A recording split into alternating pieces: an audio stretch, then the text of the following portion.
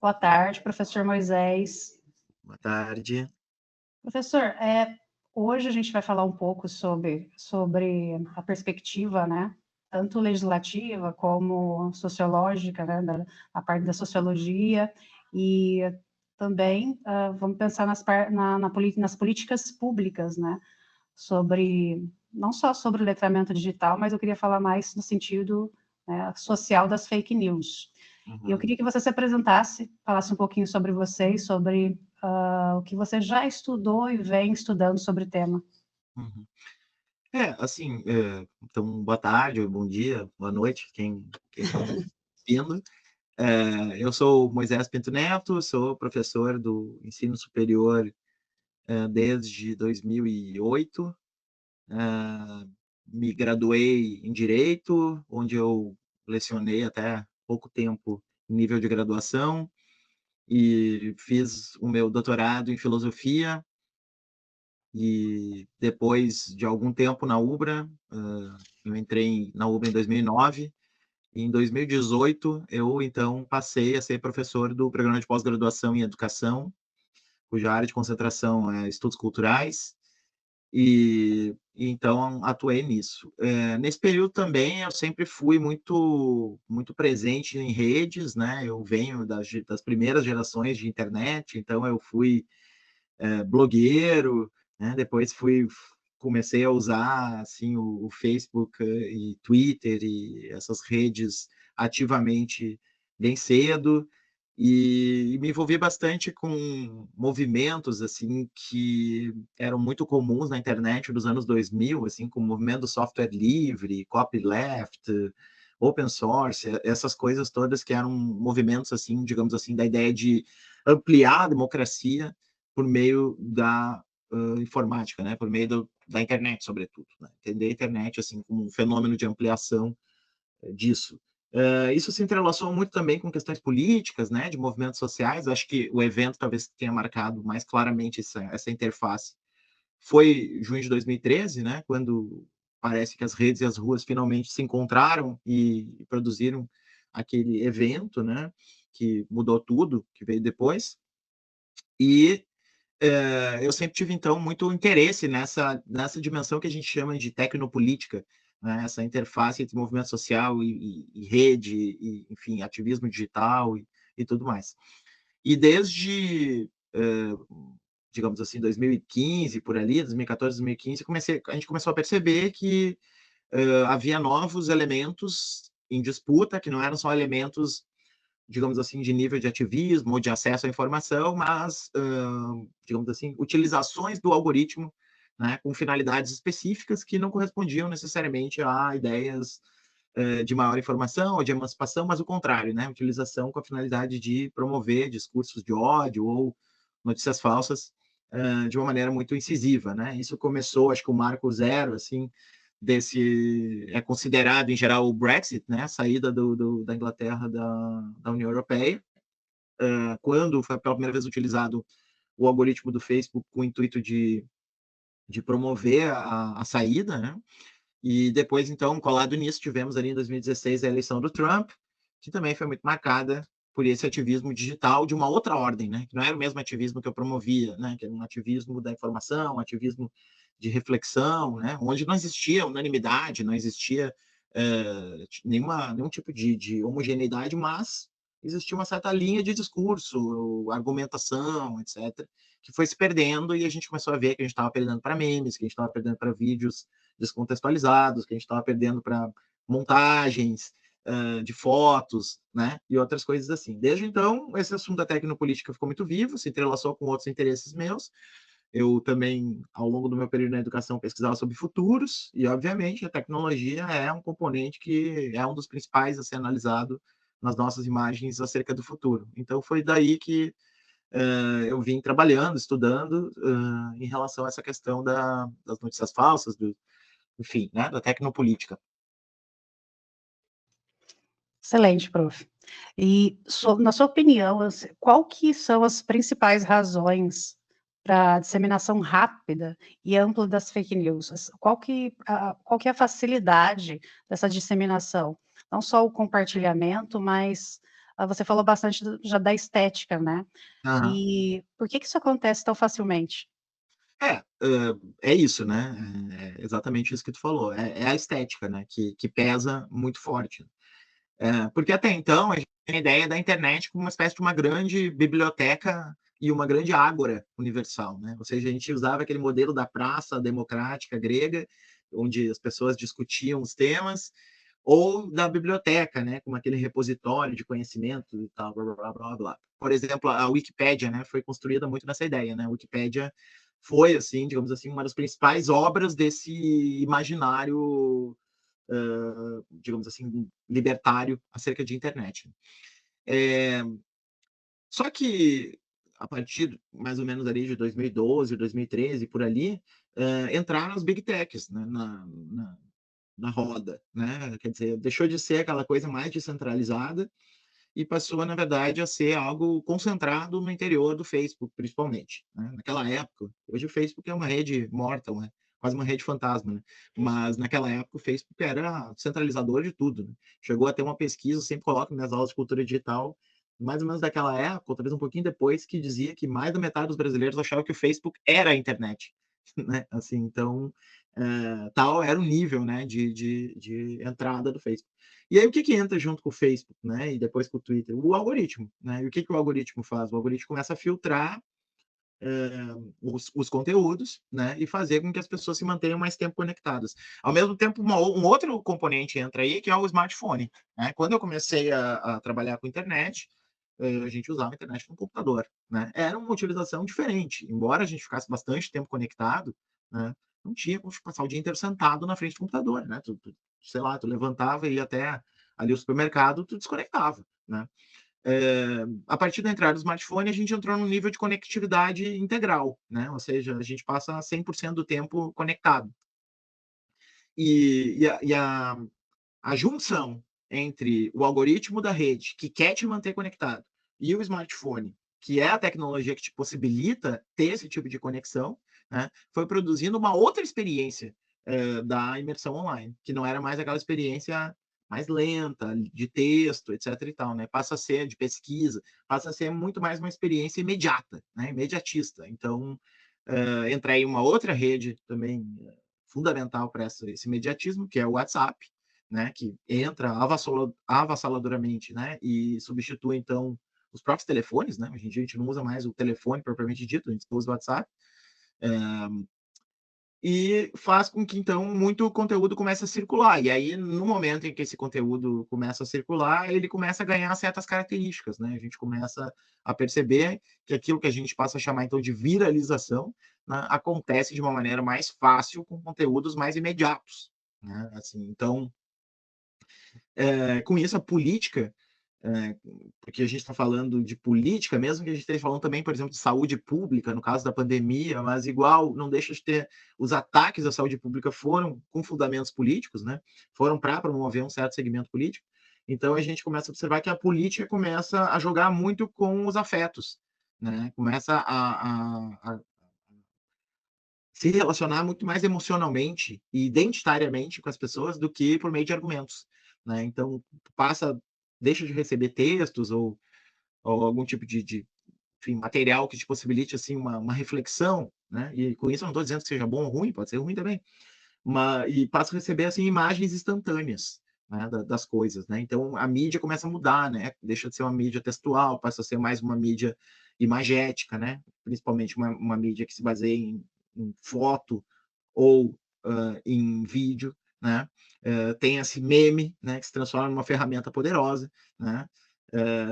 Então a gente começa e isso, né, respondendo assim agora diretamente, né, tua pergunta, isso é que para mim impulsiona a disseminação de notícias falsas, né? Porque notícias falsas sempre houve, né? A gente, qualquer pessoa que tenha acompanhado assim mais militantemente uma eleição municipal, estadual, federal antes da internet, sabe que também existia, né, notícia falsa, tinha gente que distribuía no último dia lá um jornalzinho com boato falso sobre o adversário, ou largava no último programa eleitoral o que falava por último, um boato que o outro não podia desmentir, né? Então, assim, teve aquele caso clássico, né, do Collor com o Lula, que foi toda uma questão também de montagem da Globo, né, a Globo chegou a pedir desculpas pela montagem daquele debate, então já existia essa questão das fake news, né. Mas é essa junção smartphone e algoritmo que faz com que ela ganhe, uma novo patamar. E com uma velocidade que não dá tempo de resolver, né. Igual, sobre essa situação aí, passava-se na TV o pedido de desculpas, muita gente via e havia tempo, né, para limpar a imagem da Sim. pessoa, seja candidato, seja qualquer pessoa da sociedade, né. Hoje, não dá mais tempo de limpar a imagem da pessoa, né. A gente falava a gente sempre falou muito de direito à memória, né, direito à imagem, e hoje se fala direito ao esquecimento, né, porque justamente, né, depois que uma coisa cai na rede, em função da estrutura descentralizada da rede, né, do fato que a rede não opera a partir de um centro que controla tudo, né, e sim a partir de múltiplas conexões entre usuários que vão se ligando um no outro e tal, acaba que, as coisas se disseminam muito rápido, né. Então, efetivamente, isso também se combina com o nosso tempo cognitivo, né, que também se acelerou, né. O que que eu quero dizer com isso? A gente tem cada vez menos concentração, né, para lidar com as coisas, porque a gente está cada vez mais sendo acostumado a, um tipo de comunicação rápida, instantânea, né. E é óbvio que isso, valoriza a simplificação, né, aquilo que é mais superficial e não aquilo que é mais, profundo, reflexivo, né.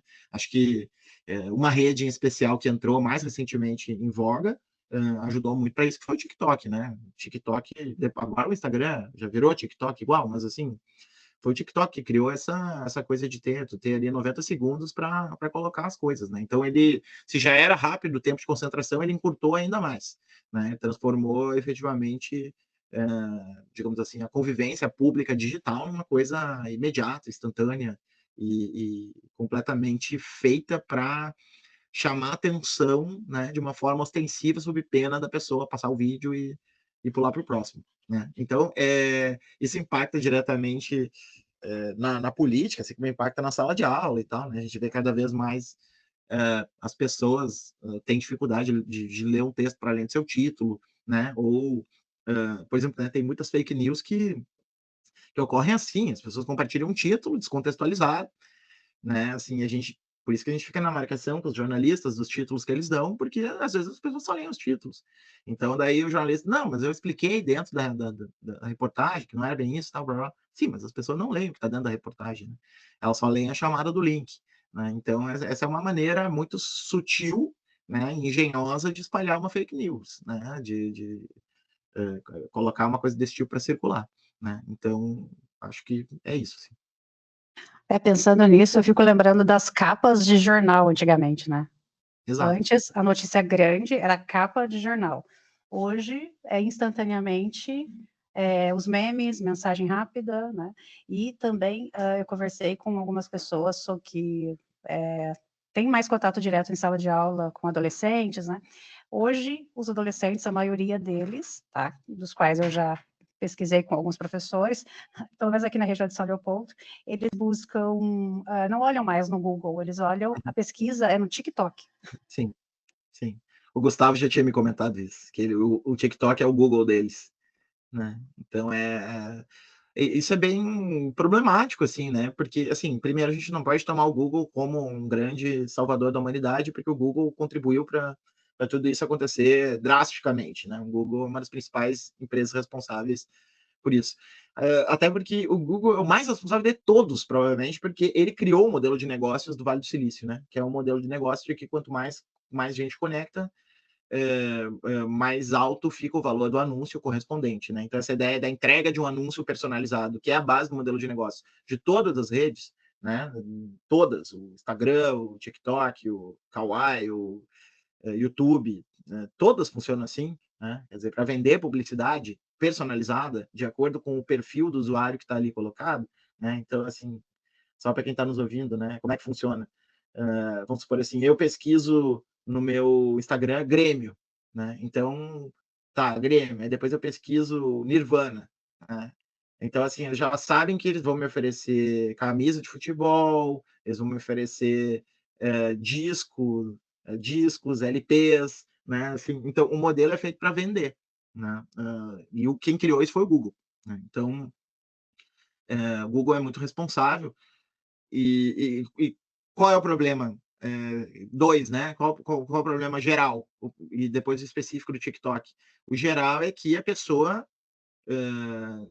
se eu estou procurando, por exemplo, Grêmio, Nirvana e, sei lá, eh, Derrida, né, que são, sei lá, 3 coisas que me interessam, vai ser bom até que o algoritmo se calibre para isso, né. Não quero que o algoritmo, sei lá, me ofereça Marília Mendonça, porque eu nada contra, mas eu não gosto, não é o tipo de som que eu gosto. Eu quero que ele me ofereça bandas parecidas com Nirvana, né. Então é bom que o Spotify tenha um algoritmo lá calibrado para mim, ou o YouTube. Da mesma maneira as outras coisas. Só que na política não é bom, né? Na política não é bom, porque, né, vamos lá, eu sempre achei que houvesse uma teoria da conspiração que nós somos governados por uma comunidade de vampiros que devoram criancinhas todas as noites, né? E aí tu acha lá alguém que acredita isso e começa a ser bombardeado com conteúdo que coloca isso, né? Bom, daí é muito ruim, né? Porque ele não foi desenhado para isso, o algoritmo, né? Foi desenhado para fins publicitários, mas não importa, né? Ele está funcionando dessa maneira, né? As redes ocuparam lugar político e lucram com ele. Então, esse é o grande problema, né? O reforço, né, das próprias convicções, que vai gerando essa ideia da bolha, né, do sujeito em si mesmado, né, das realidades paralelas que as pessoas vão se colocando, que a gente viu muito fortemente durante o Covid acontecer, né? As pessoas, até hoje, tem gente que se negou a tomar vacina em função disso, né? Felizmente para nós, né, muita gente se vacinou, que fez com que a gente conseguisse diminuir a mortalidade do vírus, mas se essas pessoas tivessem prevalecido, nenhuma vacina ia funcionar, porque o vírus ia ficar mutando e nós nunca ia conseguir reduzir a letalidade dele. Em relação ao TikTok em especial, isso é problemático também, né? Fazerem pesquisa no TikTok, porque é muito rápido, né? E não tem nenhuma certificação confiável, né? Então, o Google também não tinha, mas pelo menos ele te apresentava vários tipos de site, né? Ali são só vídeos, enfim, é um negócio bem problemático. Agora pensando no contexto dessa estabilidade, democrática do país, né. Né? Ah, como é que é possível, né, que a gente vê a longo prazo, pensando não mais só nas fake news, deepfake, hã, o aceleramento, assim, dessas disseminações de deepfake também, né, pensando nisso tudo no processo democrático. Aham. Uma possível, ruptura do processo? Sim, é uma ameaça mundial, né, que está colocada. Eu considero que a tarefa número um para qualquer projeto político democrático, né, nem estou entrando no mérito se é de direita ou de esquerda, mas qualquer projeto político democrático é regulamentar as plataformas sob pena de o sistema político se ver esmagado por elas, né? Porque, de fato, o que está acontecendo na cabeça das pessoas é uma espécie de substituição das instâncias tradicionais de mediação, né? Agora mesmo, 2 horas atrás, ali, meio-dia, estava falando com uma jornalista do Jornal do Comércio e ela estava me perguntando sobre debate, né? E a qualidade do debate político e tal, os debates televisivos, né? Falei para ela, olha, a realidade é que o debate não importa mais, as pessoas só querem ver os cortes depois no WhatsApp, no TikTok, e os candidatos, por sua vez, só querem produzir esses cortes porque é o que realmente pesa, né? Então, o que está acontecendo na cabeça das pessoas é uma substituição dessa discussão de plataforma política, de programa, de projeto político e, consequentemente, de políticas públicas, por uma instantaneidade memética que as redes sociais proporcionam. Assim, né? Então, digamos assim, ó, o lema do usuário é verdade porque eu acredito, né? E não eu acredito porque é verdade, né? É verdade porque eu acredito. Se eu acredito, tem que ser verdade, né? E bom, nesse caso, a gente não consegue construir uma esfera pública democrática a partir disso, porque cada um acha que é dono da verdade, né? E portanto não tem espaço para escutar o outro. E, então, a grande ameaça hoje que a gente tem à democracia, sobretudo, é a cada vez maior integração dessas plataformas digitais à política, vai fazer com que o modelo da política se transforme no modelo das redes sociais, né? E o ideal seria o contrário, né? O ideal seria, eu não tenho nada contra a tecnopolítica, a ideia de que a gente, eu acho que é uma coisa até virtuosa, poderia ser, né? Era o que a gente acreditava, de ampliação da democracia, uma participação digital. Só que não com o modelo de negócios das Big Techs, né? Porque o modelo dos negócios das Big Techs, que é feito para vender, na política, o que tem produzido é discurso de ódio, retomada de boatos mais absurdos possíveis, né? Então, o que está fazendo, o que está envenenando o sistema político é intoxicando, né? O sistema político é essa lógica de anúncio publicitário das plataformas, né?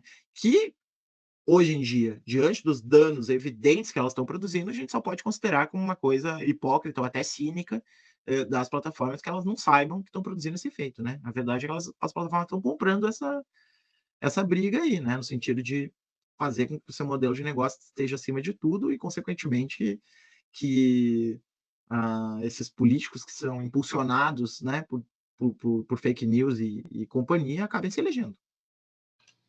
Das plataformas a gente vê uma continuidade do aproveitamento desse cenário todo. Quanto mais o algoritmo, né, ele tem esse aceleramento aí, mais pessoas, e o ódio, né, junta mais pessoas do que a vontade de fazer alguma coisa boa, né? O ódio acelera, junta mais pessoas por um motivo em comum, e a ideia do viés de confirmação, né? Elas têm uma palavra, né? As Big Techs têm uma palavra para isso que se chama engajamento, né? Que elas querem engajamento. Não importa se é engajamento, né, para fazer um discurso racista ou para fazer um discurso antirracista, né? O que importa é o engajamento, não importa se é para um lado ou para o outro, né? Só que não é bem assim, a gente vive em sociedade, né? Existem direitos que já foram estabelecidos e tal, essas coisas não podem ser jogadas na berlinda para que uma plataforma possa vender, né, produtos, anúncios, para que seus grandes acionistas fiquem cada vez mais ricos e não tenham mais onde enfiar dinheiro e assim por diante, né?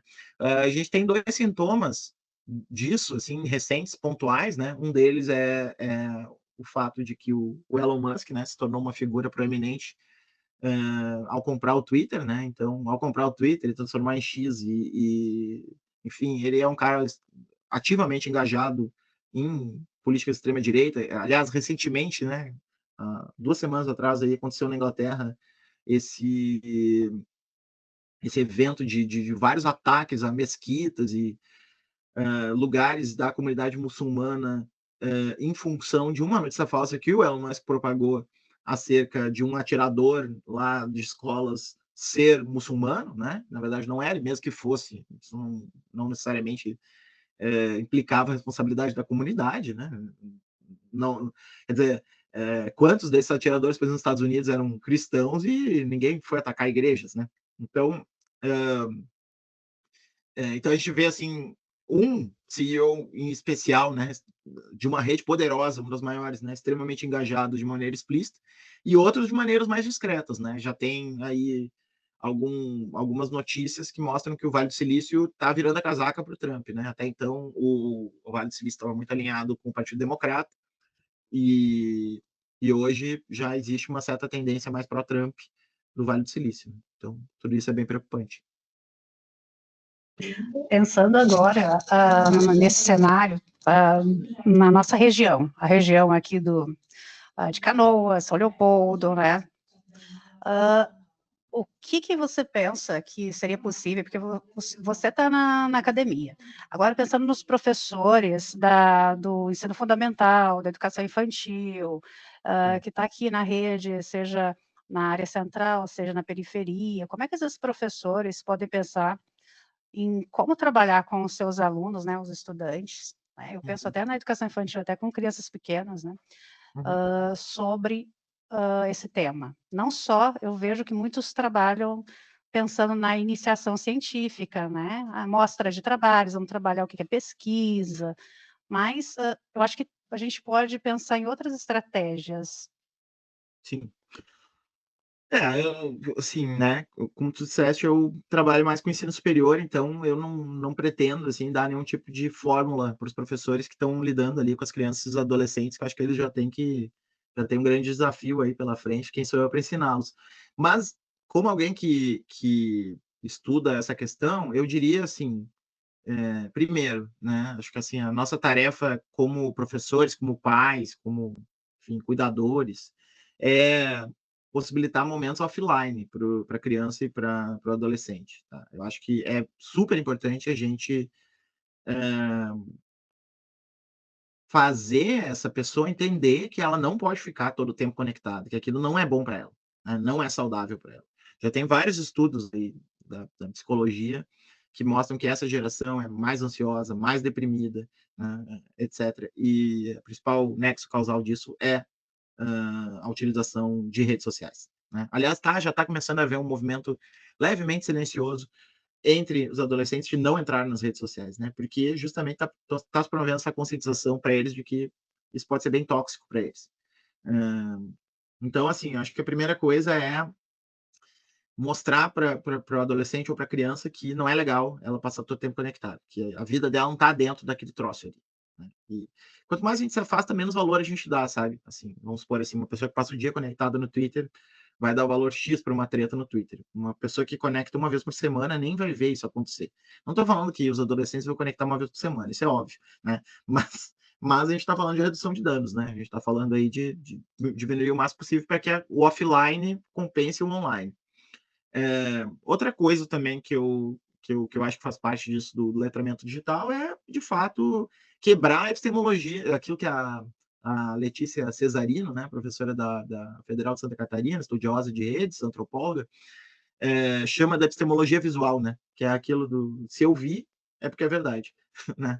Então, assim, acho que essa ideia de que não é porque tu viu que é verdadeiro, tem que fazer parte do letramento digital, né? Desconfiar. Isso pode ser mostrado de várias maneiras, né? Seja mostrando montagens, seja mostrando deepfake, né? O poder que isso tem de enganar. Enfim, né? Eu acho que tem algumas formas, né? De se trabalhar com isso, assim. Eu iria por essa ideia. Eu acho que uma outra coisa bem didática é mostrar golpes, né? Como as pessoas caem em golpes, né? Eu acho que assim a gente está tendo uma espécie de pedagogia na marra também aí das redes, que as pessoas, as mesmas que acreditavam em qualquer besteira que recebiam, estão caindo em golpe de tudo que é tipo, né? Olha essa explosão de bets, né, das apostas esportivas que está acontecendo aí, que já tem estudos mostrando que o pessoal da periferia está tendo prejuízo considerável por desperdiçar boa parte da sua renda na ilusão de que vai ficar rico com essas apostas, né? Quando a gente sabe que se as pessoas ficassem ricas com isso, as apostas seriam um negócio que quebrariam todos muito rápido, né? É um pensamento óbvio, né? Mas, enfim, né? Mostrar também esse caráter assim de estelionato mesmo do que acontece na rede, né? Para as pessoas verem que de fato aquilo ali é perigoso, né? Não dá para confiar em tudo que vê só porque está vendo, né? Então, bem ou mal, o que a gente tem que fazer é reinstaurar as mediações, né? Assim, essa imediaticidade, né? De achar que porque eu vi é real é que tem que ser perturbada, né? Não, peraí, né? Vamos pensar sobre o que tu viu, né? Aí no momento que tu já coloca essa pergunta, no momento que tu já coloca esse interposto, né, da mediação, já começa a relativizar aquilo que é falado. E aí, bom, eu prefiro ter um cético que não acredita em nada do que um crente que acredita em tudo, né? Eu acho Parece que, agora ouvindo esse ponto, parece que ninguém mais desconfia, né? Ninguém é mais crítico com o que vê na rede. Exato. Porque a rede vai nos nossos afetos, né? E aí eu acho que explicar isso também, né? Assim, não sei como se explica para criança, para adolescente talvez seja mais possível, mas explicar, gente, vocês estão sendo manipulados, né? No sentido de que, olha, essas redes estão mexendo com as emoções de vocês, elas não são simples objetos inertes, né? Que fazem o que a gente manda, né? Como era, sei lá, o Pense Bem, que eu tinha quando era criança, né? Aquele trocinho que tu apertava no botãozinho para marcar uma alternativa. Né? Não é isso, né? Elas estão te devolvendo algo em cima de coisas que te mobilizaram, né? E elas estão medindo o quanto aquela coisa te mobilizou, né? Para com isso conseguir tocar num certo núcleo afetivo teu, que é esse núcleo do amor, do ódio, do medo, da insegurança, da ansiedade. Elas estão querendo mobilizar esses afetos, porque esses são os afetos que fazem com que tu permaneça mais tempo conectado. E é isso que elas querem. Né? Então, assim, a pessoa começar a ter uma autocrítica, não adianta 100%, porque se adiantasse, eu não usaria a internet, enfim, ninguém que pesquisa internet usaria a internet, né? Então, todo mundo tem um uso mais ou menos ansioso e compulsivo de internet, mas se a gente sabe como funciona a máquina, a gente tem mais condições de se defender, né, do que alguém que está sendo simplesmente ingênuo e achando que tudo que recebe, recebe ao acaso. E a gente não falou sobre bolhas, né, mas como furar a bolha?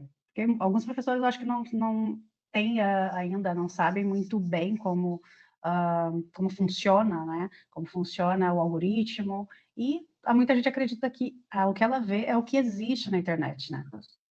É.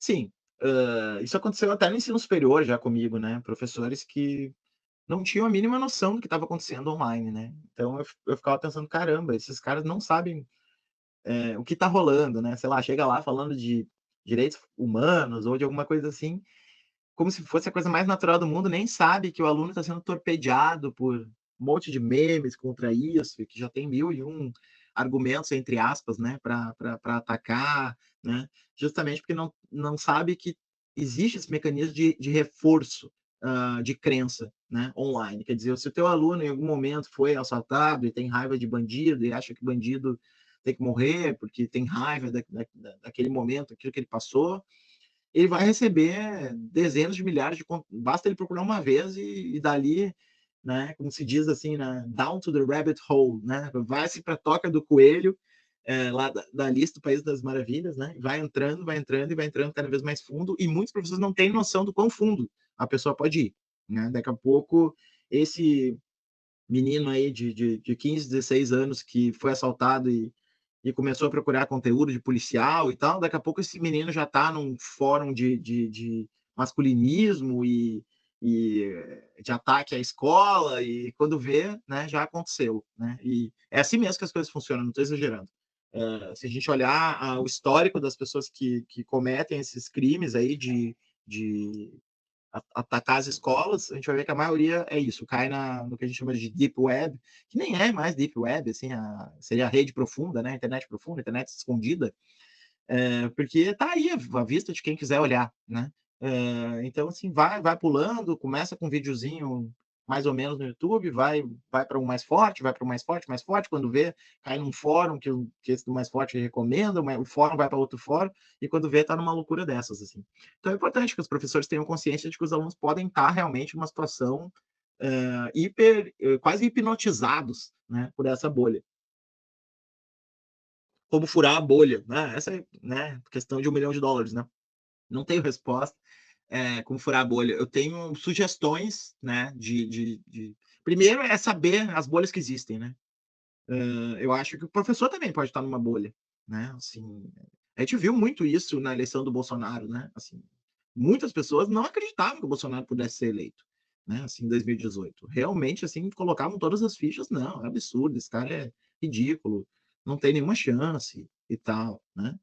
Mas quem estava olhando para o que estava acontecendo na rede, né, e no WhatsApp da vida, via a campanha acontecendo, via a adesão em massa acontecendo, né. A gente viu no nosso curso lá, onde tu estudava e eu dava aula, diversos alunos, né, se mobilizando para Bolsonaro, com a camiseta do Bolsonaro, né, antes das eleições. Então, era uma realidade colocada, mas esses professores estavam na bolha, né, normalmente uma bolha progressista, mais ou menos intelectual ou muito intelectual, né, e acabam, assim, achando tudo isso muito bizarro e ficando de fora. Bom, daí nesse caso tu não vai realmente conseguir se comunicar com esse jovem aí, né.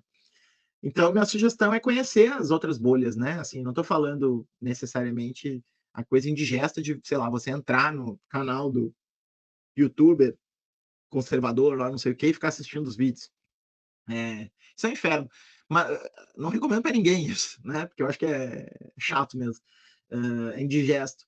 Mas pelo menos você tomar consciência de que existe e tentar entender como é que funciona a lógica deles, né, para daí desenvolver estratégias para desmanchar essa lógica, né. Às vezes não é tão difícil desmanchar. Às vezes a gente acha que, assim, realmente online é quase impossível desmanchar, né. As pessoas estão realmente ali online, elas estão com 7 pedras na mão e não querem nem ouvir o outro lado. Mas numa sala de aula é diferente, né, numa sala de aula, às vezes, a gente consegue dialogar e quebrar alguns dogmas, assim, que vêm prontos das redes, mas para isso a gente precisa saber que eles existem, né. Então essa seria a minha sugestão, assim, não sei se dá para furar a bolha, mas pelo menos, digamos assim, as bolhas se tangenciarem, de uma forma que alguma coisa surja aí, né? Nem que seja raiva do aluno, que pelo menos significa que tu encostou nele, né? Acho que também a nossa tarefa como professor não é só agradar os alunos, né? Os alunos não são nossos clientes, são nossos educandos, né? E a gente não está aí para só produzir sensação de prazer e relax, né? Aliás, essa é a diferença do professor para o influencer, né? Ou da sala de aula para uma rede social, um TikTok, né? O TikTok está ali todo o tempo massageando teu ego, né? E te proporcionando momentos divertidos, né? Só que não é isso a vida, né, gente? Às vezes até essas pessoas assim que enfim, vivem nas redes e tal, estão sempre lá e pensam tudo a partir das redes. Aí vai contratar, sei lá, abre uma loja, vai contratar um funcionário e acha que o funcionário sei lá, não se dedica o suficiente, está preguiçoso e tal. Ué, mas né, a vida não era tudo divertido? Assim, não, é tipo, preparar para a vida é saber que tem momentos que a gente tem que ter disciplina mesmo, que a gente tem que, enfim, né? A gente tem que entender que nem tudo é simples, nem tudo é fácil. Tem coisas que requerem esforço mesmo, né? Tem coisas que requerem trabalho. E então os professores não são só massageadores do ego dos alunos, né? Às vezes tem que, não digo, eu acho que nunca a gente deve ser grosseiro ou partir para o embate, né? Porque existe uma relação hierárquica aí e eu acho que a gente tem que saber que esse poder não deve ser usado de forma nenhuma para humilhar o aluno, né? Mas talvez pelo menos colocar uma pulga atrás da orelha de uma maneira suave, educada, né? Para que ele possa pensar sobre isso, né? Não sei se é a fórmula ideal, né? Se fosse, eu sairia gritando aí aos quatro ventos. Mas é o jeito que eu trabalhei com isso.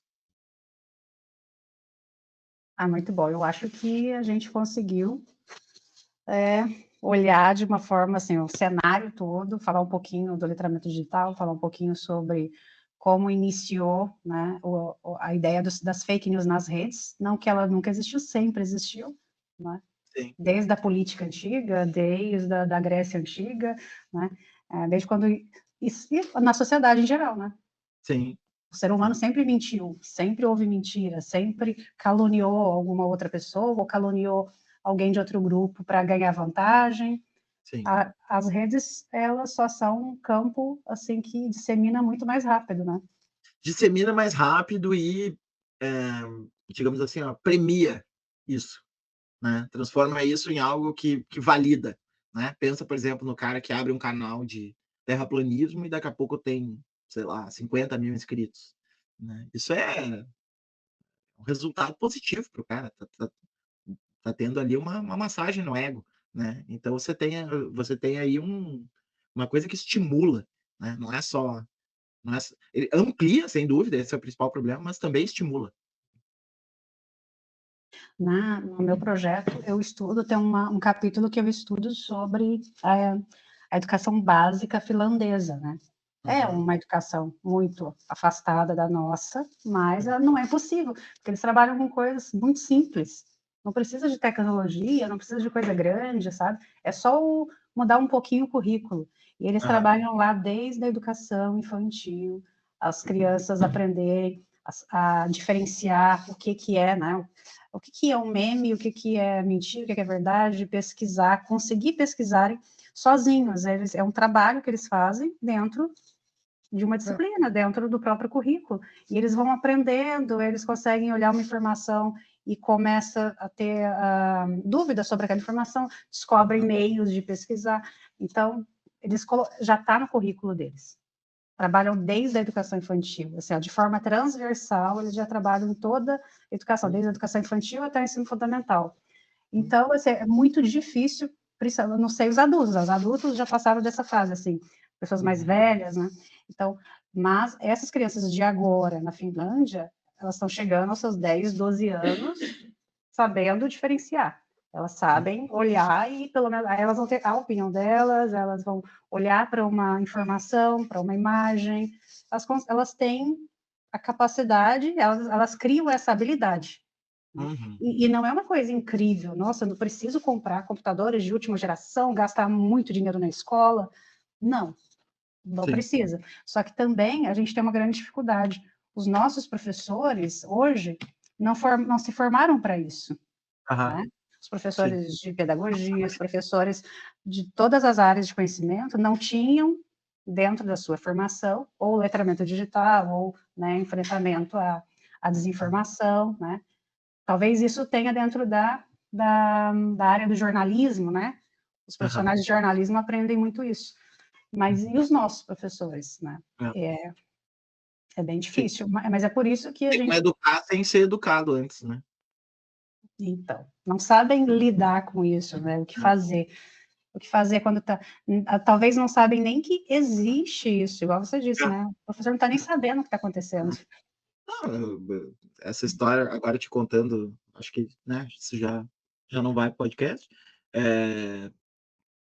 A Alessandra, minha amiga querida, Alessandra Mizuta, me falou, um dia eu falei: "Ah, o Olavo de Carvalho", eu não sabia quem era o Olavo de Carvalho, sabe. E aí eu falei: "Nossa, que bênção não saber quem é o Olavo de Carvalho". Que delícia, eu queria viver nesse mundo onde ele não existe, né. E aí ela descobriu, mas assim, enquanto isso a gente já tinha vários alunos que eram adeptos do Olavo de Carvalho ali, sabe. Então, É bem isso, prof. Foi muito bom, eu acho que a gente vai ter muita gente assim que vai se identificar, outras que vão aprender isso a ouvir, muita coisa que é a primeira vez que vão ouvir, e eu acho isso muito, assim, bem válido, e é por isso que a gente vai disponibilizar esse conteúdo para os professores aqui da rede. Eu acho que vai ser muito bom, vai ser o início, assim, da ideia de uma formação nesse sentido. É um curso simples, vai ser um curso de 40 horas, né? E a ideia é que o ano que vem a gente faça uma parte 2, né? Que a gente consiga mesmo fazer, né, uma continuidade. tá bom, foi um prazer, Thaís. Bom te rever, fiquei feliz. Bom te rever também.